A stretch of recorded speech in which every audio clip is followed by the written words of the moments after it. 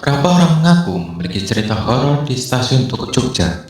Misalnya, semakin mencari penjelasan logisnya, malah kisah mistis lain yang mereka dapatkan.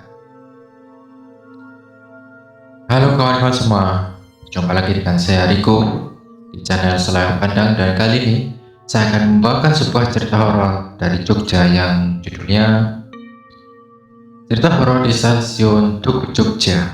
Bagaimana cerita ini? Mari kita simak saja. Akhir 2020 lalu, Jogja sedang kacau balau. Pandemi tiba-tiba datang. Orang-orang pun mulai berbondong kembali ke kampung halaman mereka sebelum ada larangan. Namun sial bagi Arpan bukan nama sebenarnya. Pekerjaan yang tak bisa ditinggal membuatnya terjebak kekacauan di kota orang. Harapan pulang tentu ada. Orang tua dan adik-adiknya terus menanyakannya. Tapi apa daya, kerjanya sebagai wartawan salah satu media lokal di Jogja bikin dia tak bisa pulang.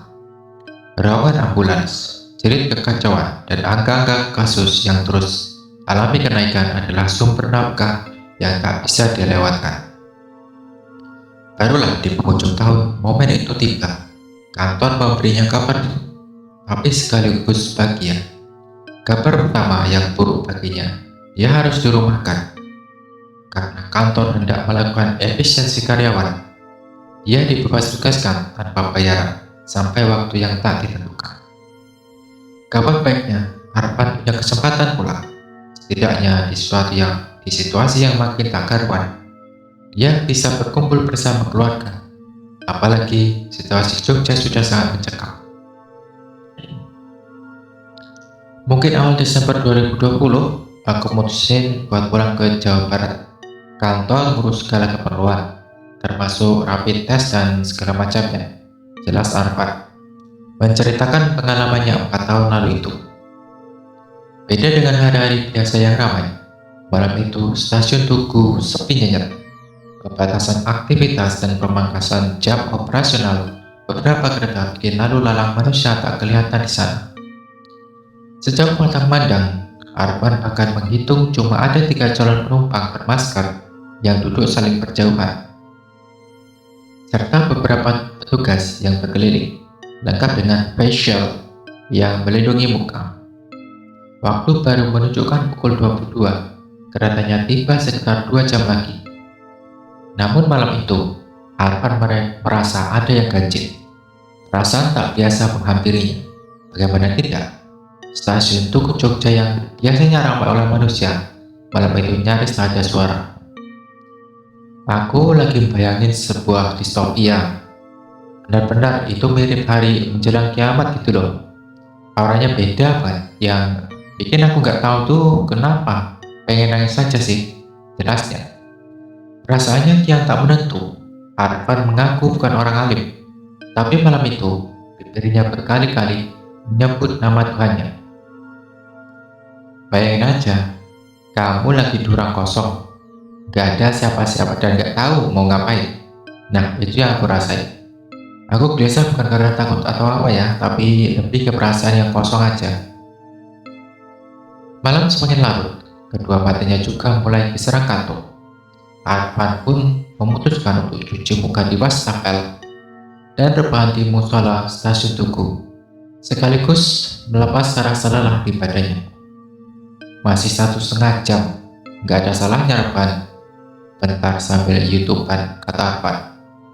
Dia terus menahan matanya untuk tetap terjaga, namun apa daya, dia akhirnya tertidur juga. Arpan mengaku tak tahu berapa lama dia tertidur. Yang jelas, dia akhirnya terbangun karena tiba-tiba ada yang membangunnya. Ada yang membangunkannya. Mas, keretanya sudah mau tiba, tolong bangun, ujar Arpan. Mengingat kalimat yang keluar dari lelaki yang membangunkannya. Arpan terbangun dengan setengah sadar, tapi yang jelas, dirinya ingat betul kalau lelaki yang membangunkannya beranjak ke tempat duduk. Mungkin mau sholat, pikirnya waktu itu, menebak. Ketika melihat jam di ponselnya, ternyata waktu baru menunjukkan angka 23, artinya Dia baru tertidur kurang lebih 15 menit. Kereta yang ditunggu-tunggu pun baru akan tiba sejam lagi. Dia pun jadi penasaran, siapa lelaki yang membangunkannya kala tengah tertidur tadi.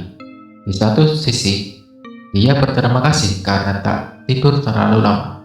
Tapi di sisi lain, ada orang iseng yang mungkin tak paham dia mau naik kereta kemana tiba-tiba membangunkannya.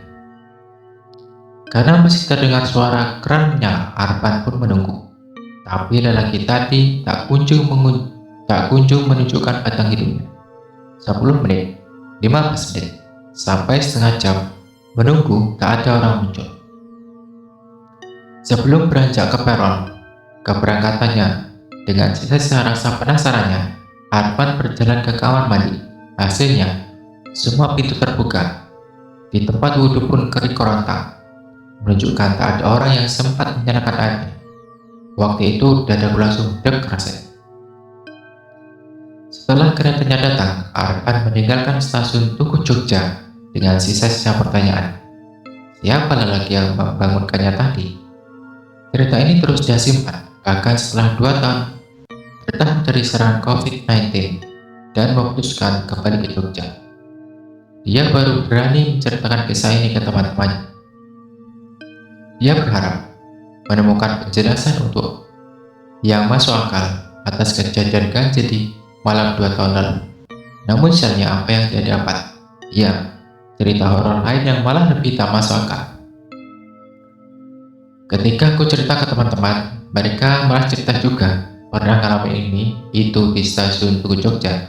Jadi bukan nenangin, tapi jadinya malah memvalidasi cerita horor yang aku ungkapkan.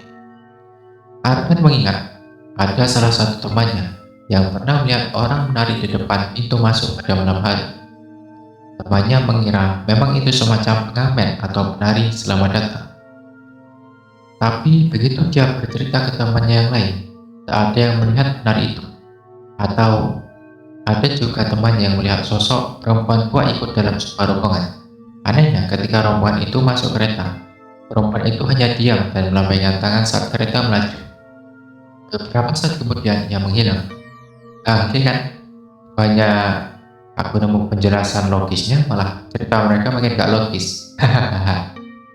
Hingga cerita ini dituliskan, lelaki yang membangunkan Arpan masih menjadi misteri. Karena penasaran, saya pun mencoba bertanya ke beberapa kawan, apakah mereka pernah mengalami kejadian horor di stasiun Tugu Jogja? Jawaban mereka kompak, tidak pernah. Namun kalau stasiun-stasiun kecil lain yang lebih sepi, mereka pernah mengalami. Misalnya, di salah satu stasiun kawasan Klaten atau stasiun Alas Tua Semarang. Saya pun mencoba mencarinya di internet. Ternyata jarang yang pernah menuliskan kisah serupa Arpan. Kebanyakan dari mereka cuma membahas sisi mistis stasiun Tugu Jogja pada saat pendiriannya, termasuk kisah tanah Jawa yang menyebut ada tumbal manusia saat pembangunannya.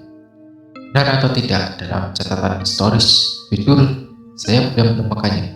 Jikapun ingin membuktikan kisahnya, ini sudah sangat sulit sebab stasiun Tugu selalu ramai. Pun saya juga jarang memakai kereta malam, sehingga pengalaman serupa Arpan sangat kecil kemungkinannya saya rasakan. Selesai. Ya itulah tadi ya cerita pendek yang judul cerita horor di stasiun Tugu Jogja yang ditulis oleh Ahmad Effendi, yang menceritakan beliau waktu sedang menunggu kereta malam ya, dan terus tertidur ya, terus saja bangunkan waktu dicek ke tempat wudhu, orangnya nggak ada dan semua pintu juga terbuka. Jadi mungkin besar kemungkinan itu adalah jin yang baik ya, yang mau mengingatkan beliau kalau keretanya tinggal 1 jam lagi, dan mungkin sekaligus untuk menyuruh beliau ini untuk segera sholat gitu.